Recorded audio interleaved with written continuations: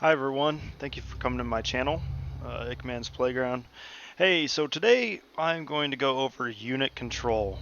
This is one of the most fundamental things in Footmen versus Grunts. And to do this, you're going to need your advanced death tower. That is the number one thing that you're going to need.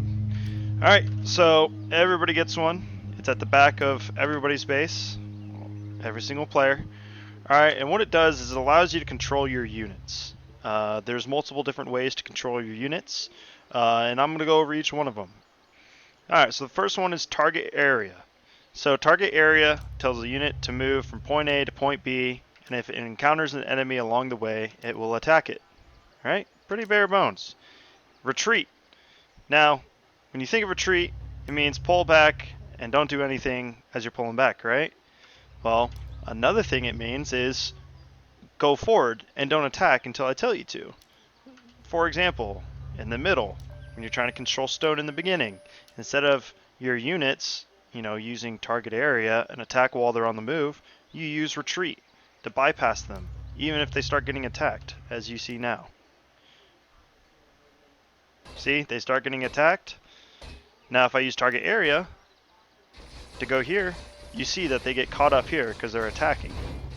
Alright, so that's the difference between the two.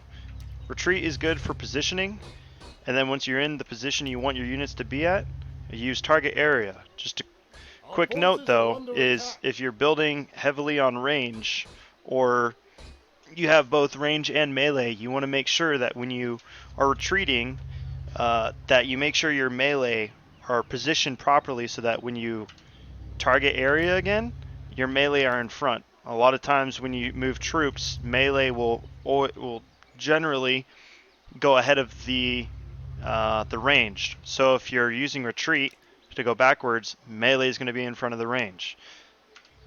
Same as vice versa. So if you're retreating back, your melee is going to get in front, but in the back line. So if you use target area again, now your ranged troops are going to be the front line instead of your footmen. All right, so that's the first two. So probably two most important ones right here. Next, you have mass attack. That is similar to typing -M. It does the exact same thing. It even triggers the cooldown on it. But we're not rarely ever going to use that. Next one is back to base, retreat. This is the official retreat. You can also do -B or -R. Single attack, don't use that. It's really just a waste of time. Then you have stop all units. So you stop a unit, they're in movement, press stop, everybody stops no matter what. This can be useful if instead of using retreat and then hitting Q again, say like you Q, like it's going to be kind of annoying. So instead of using target area, you just stop and then target area in that position.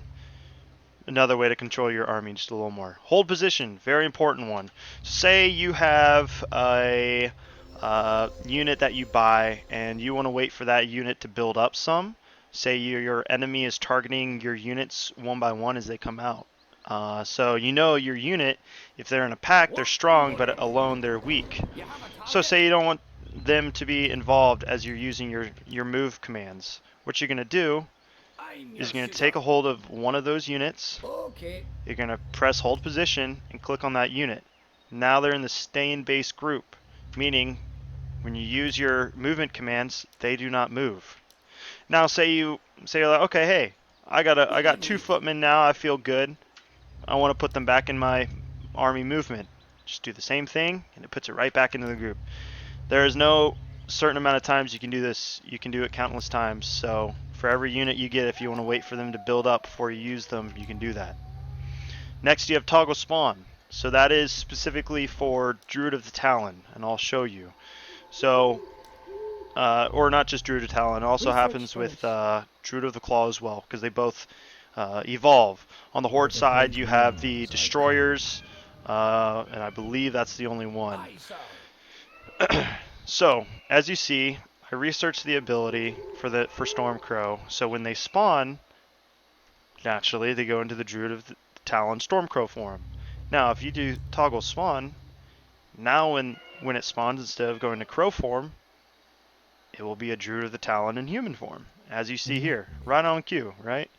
But we don't ever want that. So why is that here? Because back in the day, units would continue to spawn like this until you double clicked on your entire army of Talons and press Stormcrow. So now, if they're, say you have a group of them that have spawned, for whatever reason they're not toggled to spawn, you just toggle it and they will spawn when in storm form, or for bears in bear form when they spawn. Next you have auto send. Auto send, as you will see, when you want units to go to a desired location where the rest of your army is, as this one is, it spawns, it goes to where your army is. Super simple. If you don't want that to happen, just click it off and it will spawn in the desired spawn location. Like so. Alright, click that back on, tell them to come over here. Next thing we need to worry about is summon control. So say you have a summoned unit like the Great Summoner, which is a great hero in my opinion. He can do a couple different things with his spawns. However, if they are countered with dispels and whatnot, or you're not properly positioning them, you'll end up feeding. He's a very skill-based champion in my opinion, until you get to the later levels where it's kind of hard to manage all the dispels. Alright, so same as your armies is when you spawn units, you want them to move with your army, right? Or when you spawn summons, you want them to move with your army. Say you don't want that for whatever reason, you can toggle it, toggles off, and now when you move your army, your summons don't move with them. My recommendation, keep it on. Alright, last one is teleport. So as you see, units are spawning from my castle. However, if I am fighting the fight in mid, and I want my units to spawn and get there faster, I use teleport and I push it here. That way, when they spawn, it's less time for them to travel to the battle zone, which inevitably gets you more gold because you have more units on the table. Alright guys, this has been my down and dirty, quick basic tutorial guide on how to control your armies.